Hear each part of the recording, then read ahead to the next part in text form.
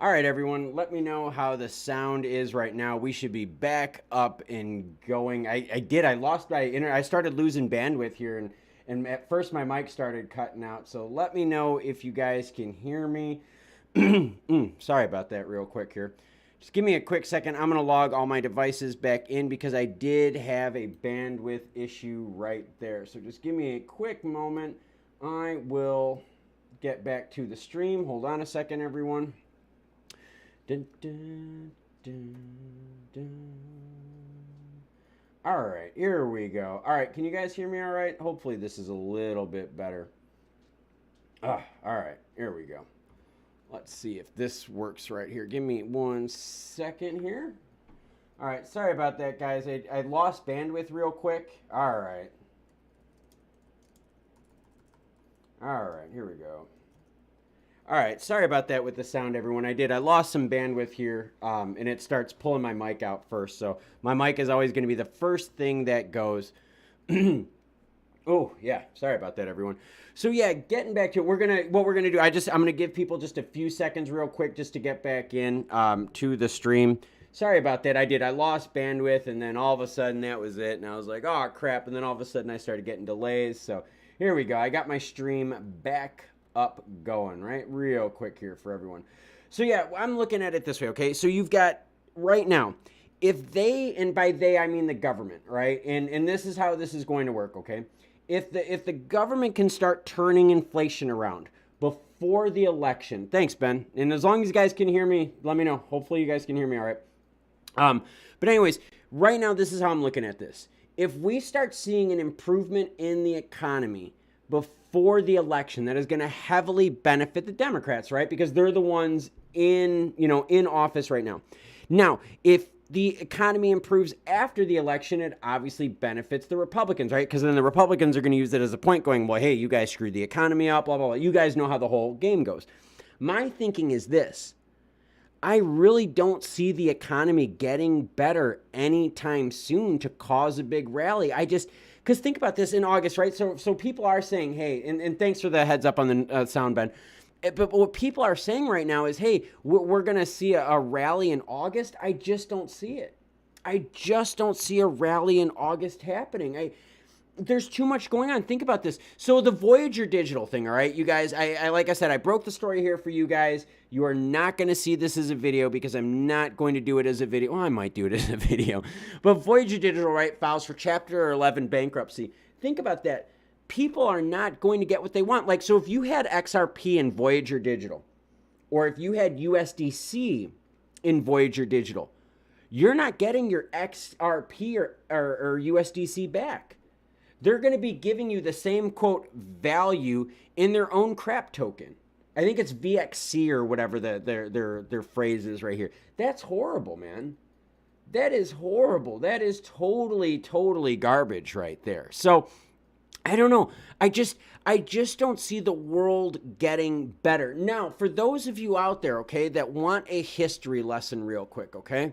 Let's see. Let's go for a chart of the .com bubble, okay? Because I am old enough to have unfortunately gone through this, you guys, okay? Hear me out, all right? So let's go to the chart of the .com bubble. Hear me out here. All right, so here we go.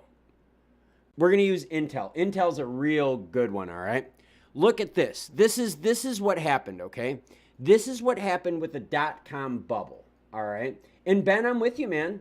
I'm with you. I really think that we got some sideways action for a while. I really do. Because we have too much junk to clear through, everyone. We have too many people right now that have money tied up in Celsius. Hold on, I'm going to do them, everyone. Celsius, Babel, 3 Arrows, Voyager, CoinFlex. Am I forgetting anyone? Well, anyways, that's my point. You've got all this money being tied up into this. There is no way the market can come back. And hear me out here. All these people that are getting burned by your Voyagers, your 3 Arrows, your Babels, your Celsius, you think they're going to come back into the market roaring? No, they're definitely not. They're going to come back in a little bit more, just timidly, right? So what I've got up on the screen right here is this. This is the .com bubble. And let's do this. Let's go to NASDAQ. Let's do a NASDAQ chart. All right. We're going to go a NASDAQ lifetime chart. All right. So we're going to blow up on here. We're going to go to max. All right. So here is the dot-com bubble. You can see it up on the screen. All right. The bubble happened and it burst. Now look at the dates. All right. Hear me out on the dates. All right. Look at this. January 30th, 98, December 31st, 98. All right. And then the dot-com bubble started blowing up. So look at this. August of 99. Hear me out. We get to the peak here, March of 2000, all right? Look at the crash. The crash happens. So March of 2000 is the peak, all right? Look how long it took to get there. It took almost 15 years for it to come back at that same point. Now, the crypto market is very different than NASDAQ. It is very different. This is a whole different set of trading standards. And to be honest with you guys, we're in a whole faster world right now. Back in that day, right, I started trading in this day. This is how I actually got into stuff like trading. I actually got into stocks when it was the dot-com bubble. It took time. It took time for news to come out. It took time for word to get out. Now we could just go on, we could go on Google and we could find out that Voyager Digital is facing delisting and bankruptcy. We can get that information right away. It's totally right there at our fingertips, all right? So when we look at this, I want you guys to really, really think about the time frame. You're not going to have a bubble happen, burst, and then come back. It's going to take some time. Benar says, next year's market's crashing, housing, people will be feeling the pain, so I can't imagine crypto will be on everyone's mind. Yes. Think about houses, everyone. Ben, I said earlier that the UK actually had record inflation. The UK just had 9.1% inflation. That also means, and Ben, I know this, right? Because we talked about, the whole buying the house stuff, right, dude? Think about people that are buying houses. This is really weird. My daughter, okay? My daughter and her dude, right? They're engaged. They're thinking about buying a house. Every month that my daughter is waiting to buy a house, interest rates are going to go up, up, up, up, and up. And what we're seeing right now, especially by me, house prices are not going down. So that means normally, right, as the interest rates go up, home prices go down to kind of counteract it. We're seeing home prices still hold fairly strong, and yet at the same point, the interest rates are going up. So yeah, Ben, I think you're totally right, dude. I think the problem is you're going to have a lot of attention on the housing market where people's extra money are not going to be able to go into crypto, right? All that extra spending. So when interest rates go up, what else goes up? Your credit cards, because it's tied to prime. What else goes up when interest rates goes up? What about your auto loans? Yes, everyone, people are going to be paying more for cars. Now, here's the most messed up thing with cars. Cars are already super, super freaking expensive. So now you're going to have super expensive cars with now interest rates that are just soaring right now. A lot of money, right, is going to be tied up with interest rates. A lot of that money. Now, let's be real here. This is going to take time, everyone. I really don't think, I'm going to be honest with you, I don't even know if I can say that this year we're going to see much of an uptick. I really don't. And I think part of it too, and I'm not being jaded or, anything like that. I'm just saying, I think a lot of the people out there, right, are hoping for another run like what we had. We're not going to get that anytime soon. So no, I'm not out here trying to be negative, and all that. I'm just trying to be real. I'm just trying to be real with everyone out there. And I'm trying to show you guys, hey, this is what's going on right now. This is the news. And think about the NASDAQ, okay? Look at the dot-com bubble, okay? At the height of the bubble, we're talking like 4,000, all right, in the NASDAQ. All right, that was in 2000. Look at this, guys. Look how long it took to get there. It took forever to get back to that point. It took years and years and years and years to get to that. So no, I do. I think we got a lot more crap to chew through. I think we have a lot more problems. I think we have a lot more scams and schemes we got to bust before we get there as well. And I'm a huge bull. I'm a long-term bull, though. I don't see the short-term oomph yet. It's a long-term play still. And unfortunately, this recent, correction in price, this heavy bear market, pushed that window out a little bit. It pushed that window out just a little bit more. So yeah, let me know what you guys think in the comments below. Like I said, the reason I started this video is because of this. I was at the Georgia Guidestones a few months ago. That pillar that I touched right there, well, guess what, everyone? That pillar blew up. Someone blew up the pillar. Now, I swear to God, I was watching a news thing, and they even said with this, they were like, yeah, they think it was struck by lightning. What? Are you serious? Come on now. Like, come on now. That's kind of funny. But anyways, yeah, so that's what's happening right now in the world of crypto. I'm going to start signing off here in a few months because my asthma's starting to kick the crap out of me, and my voice is starting to get really rough because I was at the Braves game last night. So let's do this, guys. Let's go till 3:50 p.m. today. That's when we'll end the stream. So if you guys got questions, comments, anything like that you guys want to ask, any, criticism, praise, I am totally down to hear it. But like I said, we will go with 3:15 Eastern Standard Time stream end time. So if you got questions, get them in now. But the big thing that I am talking to everyone right now is we got a couple things, right? You've got CPI data coming out July 13th, everyone. 11:30 a.m. Eastern Standard Time. CPI data comes out July 13th. If you want to know, all right, where to go for those dates, seriously, I highly recommend that you go to the video that has the July calendar on it. And if you go in the description of that video of the July calendar that has the dates of the CPI data, it has the dates when the Fed is meeting, it has the dates when the housing reports, when the unemployment reports, it has everything financially you need in that video. If you go in the description, all right, you will see, because remember I always say, as always, any article you see in this video, no, Sniff, this is not the same stream, buddy. I mean, it's the same me. It's just, I had to replug my streaming. But anyways, let's see. So Ben R says, what's my low price prediction for XLM? Man, if it can break 10 cents, we can hit as low as 7 or 8 cents. But there's been a lot of resistance at that 10-cent mark. There has been a lot at that 10-cent mark. We would need something nasty, all right? Just nasty to break that 10-cent mark. Because you know what? Let's real quick here. Let's do this, guys. I'm going to show you something really quick. And Ben, you asked about my low for Bitcoin. Bitcoin liquidation, most of the numbers right now are telling us that Bitcoin's liquidation, the big fear factor for Bitcoin is around 13,000. Just kind of throwing it out there for everyone. Ben asked me about that, 13,000. Okay, look at this. All right, so here's Stellar up on the screen. Let's move this up so y'all can see it. Look at this floor right here. That's really close above that 10-cent mark, guys. There, you would have to see something very strong. And you could see us every time we get close to that 10-cent mark, it gets propped up. It's actually closer to 10.5 is where we're seeing it right now. I'm just calling it 10.05, right? Sorry, 10.5. Jesus Christ, Klaus. Sorry about that. But yeah, right at 10 cents, all right, is about where we're seeing the floor. But you can see every time we get to that, 0.105, right? 10.5, it comes right back. Same thing. We would need a big event to push it through that resistance of 10 cents. Now, what are we going to need to see for that to happen?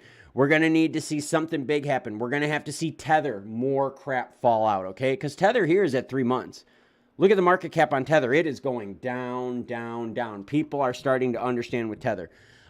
Inflation data. But anyways, as I was saying before, what you guys should really do, if you really want to know the dates, all that kind of stuff, check out this July video right here. Right here. In FedEx, yeah, that's what I was thinking. I was right around that 13.5 mark for Bitcoin. Yeah, Ben, that's what we're thinking. 13.5 seems like the strongest, most logical support for Bitcoin. There's a lot of liquidations that will occur right around that $13,000, $14,000 mark. So that's kind of what I'm thinking. I was right at 13.5 FedEx. So I'm really glad you said that with 13.7. So Ben, Bitcoin, I'm really looking at that 13.5. That's really where I'm looking at the bottom. XLM, if it breaks 10 cents, I'm looking at the 7-8 cent mark. I really am. I'm looking at that 7-8 cent mark. And again, if you guys want to know the big dates that are going to be affecting your money, right? The big dates of when is the Fed meeting? When is the CPI data coming out? When is housing coming out? When is employment coming out? Unemployment coming out? look at this video I did for the calendar. If you go in the description, you will see all of those article links of where those dates are. In fact, one of these right here, this market beat one right here, this market beat one right here actually has the dates for the entire year, everyone. So you don't have to worry about me making an August calendar. I will, though, because I like you guys a lot. But what I'm looking at is this. I'm looking at CPI data, and I'm looking really big for unemployment too, because unemployment is going to be another one. Jack Taylor chimes in saying, everybody's saying bear market is not rational. If there is a bear market, it must be in fake paper printed money, not fixed number assets like Bitcoin, XLM, XRP. And Ben, I hope so. I have a bag waiting. And that's my thing, Ben. I've been nibbling, dude. I've been nibbling. I've been putting more money into cash than I was before because I'm waiting for more of the bottom to happen. I really am. And okay, so for the US right now, the biggest indicator, okay, for the US and the globe is going to be inflation. When we start seeing inflation kind of hit that peak and cool down, and you're going to have maybe, I don't know, maybe 2 months worth of decent reports where we're meeting expectations and maybe exceeding them on the positive side of things, that's when you're going to see the prices start stabilizing more. But until then, I just think that's too much, dude. I just think it's too much. So, yeah, Ben, I'm nibbling, man. I am. I'm nibbling. Stay Greasy says, when will XLM reach 30 cents? I don't even know if it can meet it this year. I mean, think about that. What is going to tell you right now that the market is going to be 3 times stronger in the case of XLM than right now? I don't know, man. Like, think about it. And the ecosystem of XLM is strong. It's really, really strong. And for $2, you know, for $1, $2, you know, up to that $5 mark, guys, we're going out. I mean, unless something crazy happens, we're talking back half 2023 and so forth, man. It's crazy. It's really crazy. And the big problem here, the big problem is what propped up the market was printed fiat money that was thrown into the markets blindly. People were buying XLM not knowing what it was. People were buying XRP not understanding how it's used. A lot of that was happening. Think about it. Look at Doge and SHIB, right? When we start talking about market caps, all right, and we start talking about that, did you notice how to nowhere Doge and SHIB came out of nowhere in the market cap rating, right? Let's look at this real quick here. Let's go to cryptocurrencies. Let's go to ranking. Look at this. So let's just go to this. I mean, Dogecoin is in 10th in market cap. Shiba Inu at 14. That's nuts, you guys. That's totally freaking nuts. So I think once the consumer gets more educated, once we get regulations in, and Ben, I appreciate it, man. Thank you very much. And you know what we're going to do, Ben? We got to find a night that we can do a drinking one. We got to do another drinking live stream, Ben. I don't know about the 19 shots. I might abstain from the gin. I might maybe do like rum and Coke or something like that. But thank you again, Ben. And yes, we will definitely do a Friday night fun. But what gets me, though, is the market still has to make more sense. You still have Dogecoin here with a market cap of $9 billion, everyone. $9 billion. Think about that. That's crazy right now. That is totally crazy. Shiba Inu, $5.7 billion. This is nuts, you guys. So I think we have to see some reality of the market. So now, a bunch of you guys out there, all right? We didn't die, right, Ben? We did okay. We drank a whole bunch and we did not die. So we did really good, all right? I want you guys to think of the dot-com bubble. All right, I'm a little older than some of you guys out there. I know most of my viewers are like in the 20s, 30s, and early 40s and whatnot. When I did the dot-com bubble back in the day, and when I was trading the dot-com bubble, it took some time. It really took some time. The dot-com bubble, all right, was really crazy. There's companies out there, all right. There's companies out there that when they were in the dot-com bubble, dude, they didn't make any money. All they were hoping for is that their market cap could grow, and that they could just kind of, you know what I'm saying? Like they could just kind of rely on hype. They could rely on like this explosion of hype, right? Hopium. That's kind of what we saw in this first crypto boom right here, all right? This latest crypto boom was all this hype, all this hopium. It was just too much. It wasn't sustainable, All right. And I got a good story for you. There was a company in the late 90s called eToys, ETYS. That was their ticker symbol. Okay. eToys. You could look them up. eToys was offering toys. Their biggest thing was they were selling toys for Christmas. Okay. They were selling toys at a loss, right? They were selling it at prices way less than big box stores. And the reason they were selling it as a loss was hoping that if they gained enough of the market share, all right, they could then price out their competitors. They could choke out their competitors. And the thing is, that's what you're kind of seeing here. A lot of the companies that you see on the screen do not have crap for a product. They just don't. I'm not being negative or anything like that. They just don't have it. Now, Michael O2 chimes in with something good. Michael O2 says, what if there's a switch like what Brad Garlinghouse said? All right, I got you. If the SEC thing happens this year, I could see that being a switch that flips. Will it send it through the moon? I don't know, because let's be honest here. Remember, the SEC also has a case against B&B. Yes, they're probing B&B, everyone. So once SEC is done with XRP, they're going to move on to the next one. I know. Okay, so for Michael, okay, Michael, Ben, you guys are both in the UK, okay? For the people in the United States, just to give you guys context, the SEC lately has been overreaching their step left and right. The SEC has been overstepping their bounds more than any other agency out there. That is a problem. That is a huge regulatory problem, all right? The SEC, once they're done with XRP, will go after another one, everyone. They will go after another one. That is just how it works. Let's see. Andres Gamper. Oh, Gampearl. Oh, what's up, Andreas? Yes, Deutschland. There we go. Way to go, Andreas. You were trading into trading that early. Did you hold Bitcoin at any time before it blew up? No, I did not. I was trading into stocks when I did the dot-com bubble. And I was into crypto for the tech part of it when it came out. I wasn't into it to the asset value part of it when crypto was exploding. I saw it more of like the blockchain accountability. That's what really kind of started getting my gears turning, because like I said, I'm a big Lean Six Sigma guy. So for me, like having data that was accurate, having data that was live, for me as like a math freak, oh my God, I was in heaven. So when I started learning about all the benefits of blockchain, instant data, instant clearing of funds, full transparency. Oh my God, that just made my heart go. I loved it. It gave me the chills. Ooh, it gave me the chills even now talking about it. I like that kind of stuff. So no, I wasn't invested in Bitcoin early then. Let's see. Mike Stew says, did you see Elon Musk's 7-Eleven petrol station picture? What do you think that means? No, I didn't see that yet. I haven't seen Elon's tweet regarding that. And okay, if I'm gonna have to check that out. The one thing I will say regarding Elon, and I'm just throwing this out there, Elon's got a good point. When are we gonna see all the names in the Epstein Ghislaine Maxwell Black Book? Anyone? Yeah, that's kind of what I'm worrying about, right? Or wondering about. When are we gonna see the names in that book? Like I said, we'll just give it a couple more minutes. You guys are doing really good with the comments and so forth. Like I said, we'll give it, let's do this. Let's give it to 4:05 end time. I want to be cool with you guys because you guys are doing a great job out there, and I really appreciate you guys helping out. All right, so we'll do 4:05 end time. All right, so Luda Corleone says we got to wait 3 years to see. Yeah, same thing. I'm thinking it's long. I'm thinking it's a long time out there. I really do.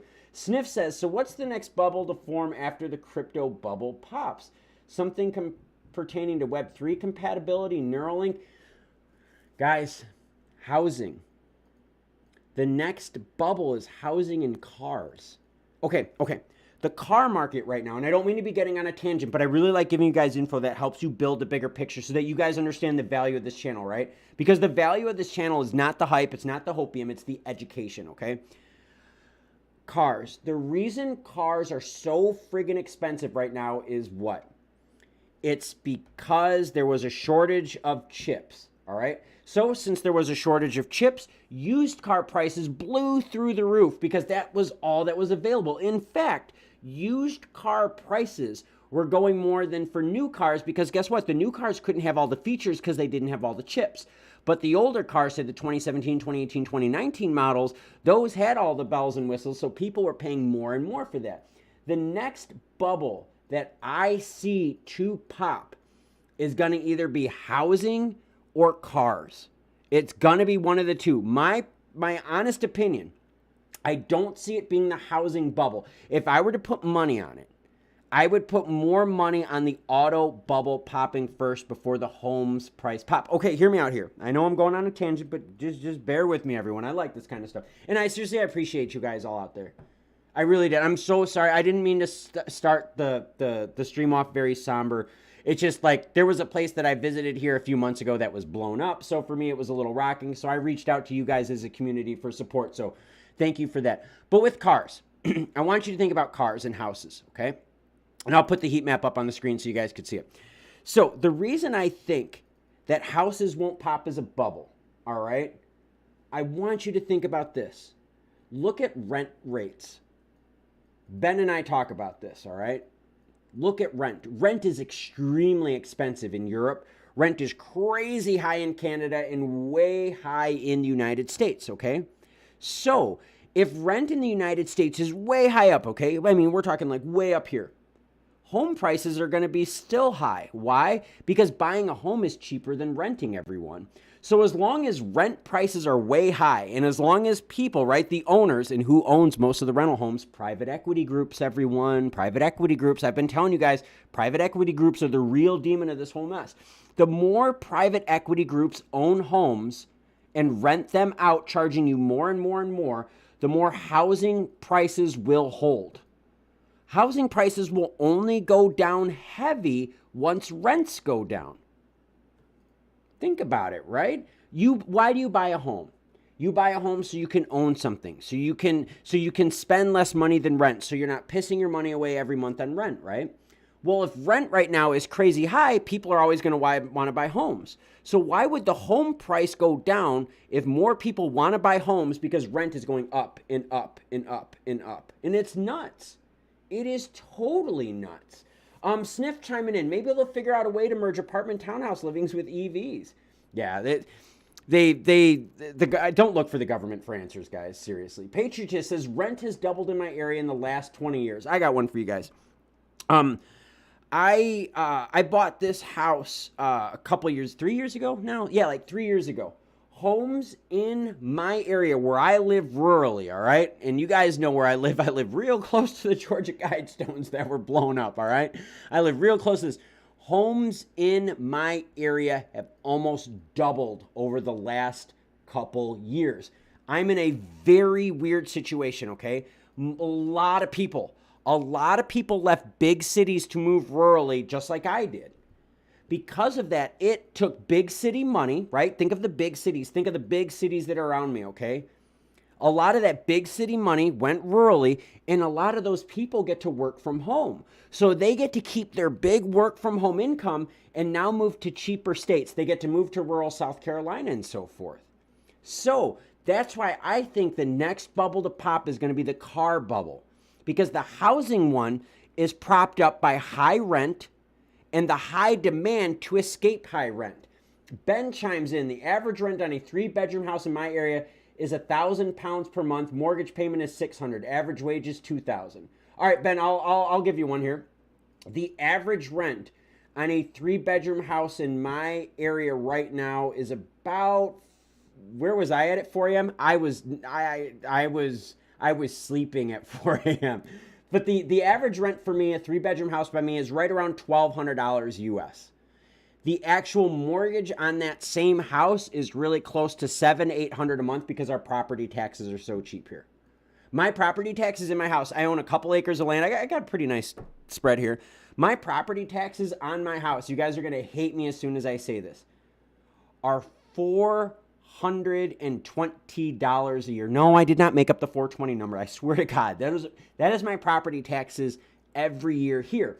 So what I'm seeing right now, where I live, like rurally in South Carolina, I'm seeing people from all the big cities that have the work from home jobs come here, move to the South, save money on all their property taxes, save money on all that kind of stuff, and buy. It's crazy. And Ben, you know what the big one is for us out here? Is the killer is taxes. Okay, I'll show you guys something. All right, my sister lives up in Illinois. Okay, she lives up in Illinois. She lives in a suburb of Chicago. All right, her house, like a $200,000 house, nothing too crazy. Okay, $200,000 house, suburbs of Chicago. Her taxes are $13,000 a year. Every year, $13,000. Think of that. My taxes here for the year are $420. So people, okay, that can work from home, people that are digital, okay, that have like the jobs like this, right, where they can work online, are moving here, bumping up the prices. Okay, for you guys in Europe, all right, and Patriotist, I'm reading. Patriotist, I'll help you out, and then I'm going to talk more about this. Patriotist says, a one-bedroom area in my house used to be 350 euros. Don't say euros, everyone. Don't do it. Don't be bad. Say euro. Euro. Or 350 euros a month here in the early 2000s, and now it's 700 to 800 euros a month. Isn't that nuts? Oh my God, and that's everywhere. Okay, so I'll give you guys another example, okay? So for all my viewers out there in Europe, okay, my Michaels, my Bens, my Trade Trillionaires, and all that guys, okay? A lot of you guys, all right, when you think about housing, I want you to think of Idaho, Boise, Idaho, boring Boise, Idaho, all right? Boring Boise, Idaho has seen a freakish bump up in price. Why? Because of all the people. No, my sister does not live in a castle. I promise you, my sister does not live in a castle. The $12,000 a year she pays in taxes, that is not a castle. It is an average suburban home in the suburbs of Chicago. I assure you it's not a castle. But anyways, Boise, Idaho, and all the other cities like that, people from California that make big incomes, because remember, California is super expensive, right? My same job, when I used to work corporately, if I had my same position, right? I had worked in South Dakota, Iowa, in North Carolina. When I had my same position, if I were to work in California, my pay would be $70,000, $80,000 more a year just to live in California. So the people that are taking their big inflated California, right, incomes are now taking that and moving to the country. They're moving to the Bozeman, Montanas, the Boise, Idahos, the small towns out there. And it's causing those small towns just to blow up in price. It's nuts, man. It's totally freaking nuts. So yeah, housing, I don't think housing, guys, I don't think that bubble's going to stop soon. I really don't. And for those of you out there that wonder what is the whole deal with private equity groups, well, here's the deal with private equity groups. In the United States, and honestly around the world, we're seeing this. There's these companies. They come in, they got a lot of money, they buy everything. I mean, they buy everything. I mean it. They buy everything and then they raise the prices higher and higher and higher and higher. So these private equity groups come in, they buy, they raise the prices, and they force people out. Now, you guys understand you got to live somewhere, right? So what do people do? They live together with friends, family, kids are moving back at home, and they're spending the money. So right now, why are rents still going up? Because people need to live somewhere, and they're just taking advantage of people. It's horrible, you guys. It's horrible. FedEx says, the next thing to go bum is Tether and everything that is built on it. I'm with you on that. I've got my eye on Tether. Don't think I haven't. I have been following Tether since December of last year very closely. Sniff chimes in, and thank you, Sniff, for sharing with the dog thing. I did appreciate that. That is tough, dude. That is tough. So thank you, Sniff, for sharing. That means a lot when you guys share with me. Sniff chimes in and says, I hope there's a community that's doing what it can to prevent raising those property taxes. Sniff, they can't, dude. They can't do it, man. It's just not possible. Okay, so here's the problem. So these rural communities like where I live, okay? These rural communities don't have the infrastructure. We don't have the schools yet, and yet we're seeing more and more people moving here, more and more people coming in, and they're coming in with more and more money. They're coming in from big city money. So for me, what am I dealing with? I'm dealing with people leaving Atlanta, moving by me. I'm dealing with people with Charlotte, Charleston, all that moving more by me. They have more money than the people that live out in my area. Dude, they're driving homes up through the roof out here. Driving homes up through the roof. I'll give you guys an example. A half-acre modular home, all right? In Europe, I don't know if you guys use the same terminology. Not a mobile home. They call it modular construction home, but kind of like a mobile home, but a little bit better quality. A half-acre modular home that is 1,200 square feet out here just recently sold in my neighborhood for $175,000. Think about that. A modular home, everyone. $175,000. It's crazy. Ooh, Ben's got a good one. Ooh, Ben's got a real good one. Ben says, Klaus, how do you feel about Coinbase? Do you think any of these big exchanges can go bust? Coinbase is doing the right thing. That's why they're getting rid of Pro. All right? That pisses me off because I do use Pro for stuff. Okay? That does piss me off. Coinbase, I'm not so much worried about. Webull, I'm not really so much worried about. It's more of the second and third tier exchanges that I'm worried about. It's the Babel Finances, your Voyagers, it's those. That's really what gets me kind of worried. So am I worried so much about Coinbase? I'm not worried about them going under. I'm just more worried about that I'm not going to use them anymore because why would I pay more? Like, I don't want to pay more, you know? And that was a nice thing with Coinbase Pro, man. The fees were awesome, dude. The fees were great, dude. It's crazy. It's totally crazy. So, no, I'm not worried about Coinbase Pro going under. What I am worried about, though, is that Coinbase Pro and all those other companies, they're not going to be able to offer what they used to. I'm really concerned about that. They're not going to offer what they used to, and then what? People just stop using them. It's pretty simple. That's just how it is. You're going to stop using them, right? Patriotist chimes in. Also, the one-bedroom condo that my grandfather bought in the early 90s cost $25,000, and now it's worth $125,000. Guys, it's everywhere, man.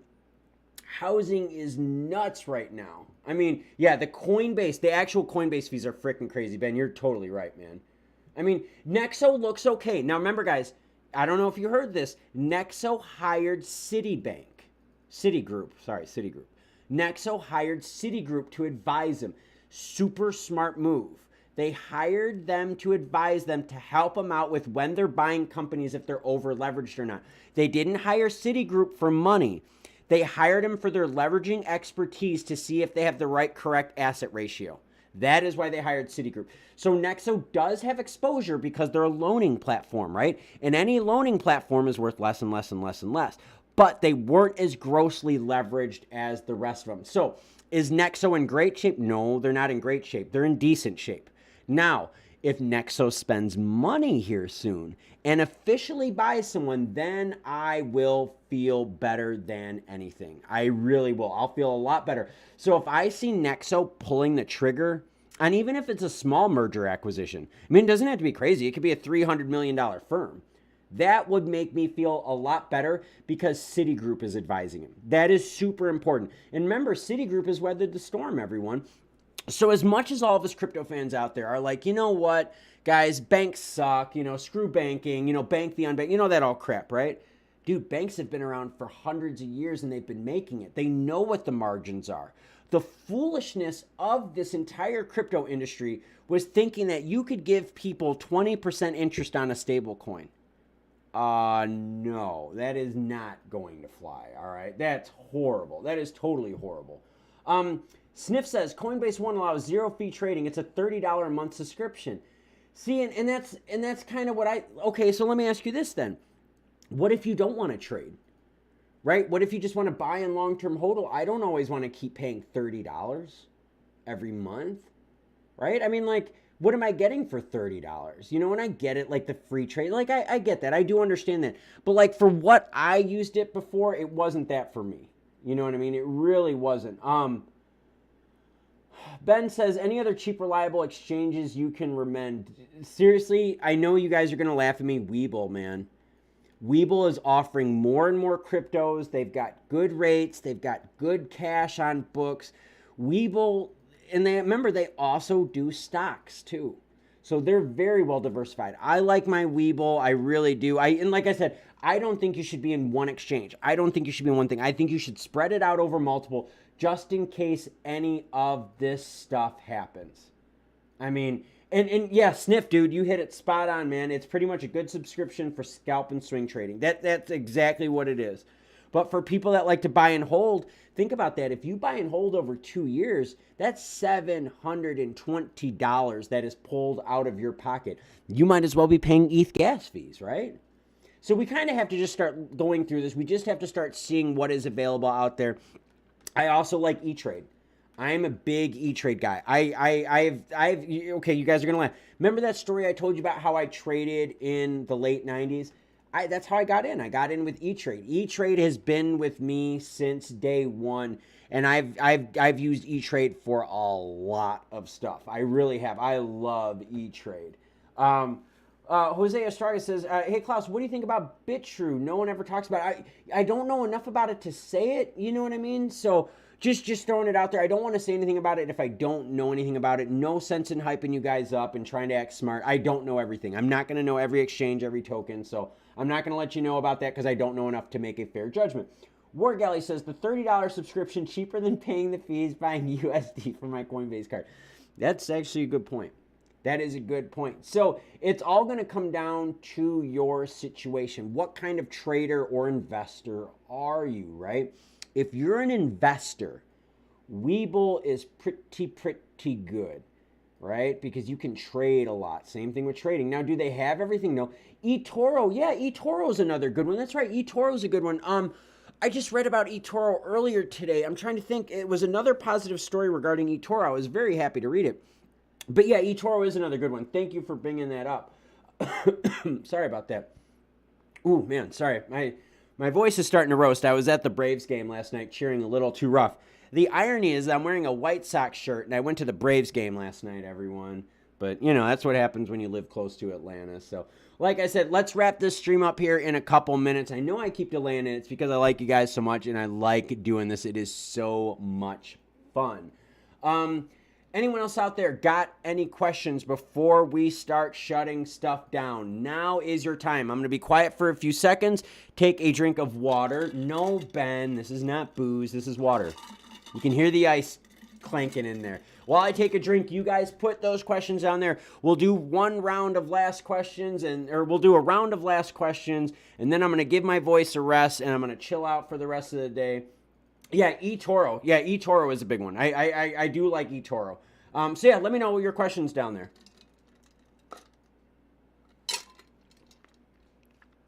Ooh, well, that feels good on my throat, man. I was cheering quite a bit at the Braves game last night. It was a rough one. I did not get to bed till like 2 o'clock in the morning last night, and I got up at like 7-ish this morning. So I mean, I am like totally roasted right now. So. Yep, just let me know what your questions are, and I will get to it. Let's see. Give us an XRP price in 5 years. Single digits. Single digits. Honestly, single digits. We cleared the SEC case. That opens the door for single digits. Double digits, I think it's still tough. I do. I think it's tough, and the reason I think it's tough is because I got to be careful how I say this. In order to make the price for it to move, there has to be a lot more usage of it. And that's the same thing with Stellar right now. You know what I mean? Same thing as Stellar right now. There has to be more use case. So honestly, I really do. I think single digits. I really do. Ooh, FedEx, you got a great question. And maybe I'll end it with this one. Do you guys think MoneyGram was a good or a bad deal? The MoneyGram thing was freaking amazing. The best freaking thing in the world. I don't know if Acon sold is XLM. Good question though. But no, okay, so why is MoneyGram such a good deal? Okay, you guys. I don't know how many of you guys watch all the stories, okay? But do you see this up on my screen right here where it says massive new deal, Stellar XLM breaking news? Okay, this right here. All right, and I told you guys about this a couple weeks ago, okay? Just a couple weeks ago, I said, hey, listen for Wire. And if you guys want more deets, go check out that video. I said, listen for Wire. I said, Wire is going to be big. Well, guess what, everyone? Wire now is using the on and off ramps of MoneyGram connected to the Stellar network. So here's the deal, okay? Let's think of MoneyGram. What does Stellar have that no one else has, everyone? Anyone? They got MoneyGram. They actually have locations in all of these different countries where people can on and off ramp money. What other crypto out there has that? Think about it. Seriously. Think of your XRPs. Think of your Cardanos. Think of all of them out there. Where else do you have MoneyGram locations everywhere where you can on and off ramp money? So what we're learning is that the MoneyGram partnership with Stellar, it's not about Stellar and MoneyGram, okay? It is, but it's really not. It's more about who now is building on top of it and with it. Who else is doing it? So this video that I got up on the screen that says Massive New Deal. Wire, all right? Wire is integrated with Stellar. And since they're integrated with Stellar, guess who they get to take advantage of? The MoneyGram on and off ramps. Now, wait a minute, everyone. That also means that the MoneyGram partnership, where did it go into next? CoinMe ATMs. Yeah, Wigbuster's still here. He's been busy working, dude. Yeah, no, Wigbuster's cool. He was actually here. Ben, he's working a lot, dude. So, no, Wig is good, dude. I got your back on that, Ben. Wig is good. But think about that. So, the MoneyGram deal spread to CoinMe ATMs. All right, 15,000 ATMs in the United States. It also spread to Coinstar. It also spread to the NEOM thing. 190 countries using the Stellar blockchain, using the on and off ramps of USDC and MoneyGram. All right? And I'm telling you, FedEx, seriously, it's not a step back at all. Trust me, it is not at all. This is actually the best thing in the world. Because remember, everyone out there, all right? Do you guys know how we're all freaking out about like EVs and the government's like, oh, everything's going to be electric vehicles, blah, blah, blah, blah, blah. No, it's not going to be like that. It's not. There's always going to be people that drive gas cars. There's always going to be people that actually use cold, hard cash. I want you to think of Cuba, everyone. You think there's going to be EVs in Cuba? No, they're still rolling around in 50s and 60s and 40s Chevys and Buicks and stuff. That's my point. What about the Middle East? What about third world countries? You think they're all going to go EV? No, they're still going to use gas cars. Do you think these developing countries are going to all be digital? No, they're going to use cash, right? These cash-based societies are cash-based for a reason. That's what they prefer. So the fact that MoneyGram connects high-tech crypto, high-tech blockchain technology, and on and off-ramp cash-based things is where the beauty of the deal of MoneyGram is. So yes, is MoneyGram important? Yes. The bigger thing, though, is that it is important because of all the other doors that it opens to. It's the on and off ramps. Okay. For any crypto to be successful in the future, what do you need to be able to do with it, everyone? You need to be able to turn it into cash sooner or later, right? We can't always play in the crypto playground. Sooner or later, we got to use our cash and we got to pay for it, especially in these developing countries. And that's what MoneyGram does. MoneyGram makes it possible because now they're going to be able to use their brick and mortar locations, their service facilities, as on and off ramps for all of these awesome projects that are built on the Stellar chain. Huge. Totally huge. So yeah, you know, when it comes down to it, right? And Moshtab Nagavi, no, it is not only live in America. It is in 4 different countries right now. US, Canada, Singapore.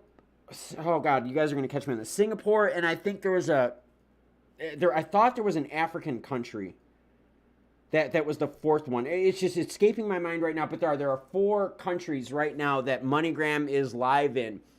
And now what we're seeing with NEOM, that's the other thing too, guys. Stellar partnered with NEOM to provide on and off ramps to 190 countries. So this is huge because the Stellar partnership is about the rails. The most brilliant partnership I have ever seen because it went from MoneyGram to CoinMe to Coinstar to Wire to Tribal Finance. You guys are going to hear about Tribal Credit soon. You're going to hear a lot about Tribal Credit with Mexico payment corridors. Here, mark my words on that. Nigeria. Thank you, Gus. Thank you so much. It was Nigeria. Thank you so much. Right? So there are 4 countries right now where it's live. They're going to roll out 12 in the rest of the year. It's all got to do with regs, guys. So the MoneyGram thing is important, but it's important because of the ecosystem. And can I show you guys something really cool before I sign off? All right. I'm going to show you guys something really cool about ecosystem before I sign off. All right. So I am going to go on to my channel. Give me a second, everyone. Let's go on to my channel. Where the heck can I do it? Give me a second, guys. My channel. Let's go to community. I got one for you guys. So you guys want to know about the strength of an ecosystem? You guys see this here? I have a question from a subbed fan. Can anyone here give guidance? I wrote a question. Anyone know where cold storage IOTA, VChain, or HBAR? This came from a viewer, everyone. This came from a viewer. So the power of this channel, the power of our community is that if you ever have questions that I don't know the answers to, guess what? I can ask all of you, and that's exactly what I did here. So, Stellar community, Crypto with Klaus community, where we're able to help each other out. So, this question here where I had the IOTA thing, this was not for me, everyone. This was someone asking me a comment in the questions on a different video. I didn't know the answer, so what did I do? I posted it for all of you out here, and we had over 20 responses. Check that out. 20 responses. So, Time Traveler posted in another video and said, hey, do you know how to help? And I said, dude, I got your back. See, read the comments, and the network, the community can help you. So, the Stellar community is very much like our community here, where we all try to help each other out. Yeah, Circle is the real deal for XLM. But remember, that Circle's USDC, which uses the Stellar chain. So there you go, guys. I am going to log off now. Thank you so much for watching. What I'm going to do, I'm going to keep the stream up for like another 2 minutes, let you guys all say your goodbyes. I'm going to tap away on my old keyboard. So I'm going to face my camera to the PC so that you guys don't get to see me, but I will. I'll let you guys put your comments in, say your thank yous. I'll keep the stream up for a couple minutes and respond to you guys now. Enjoy my PC.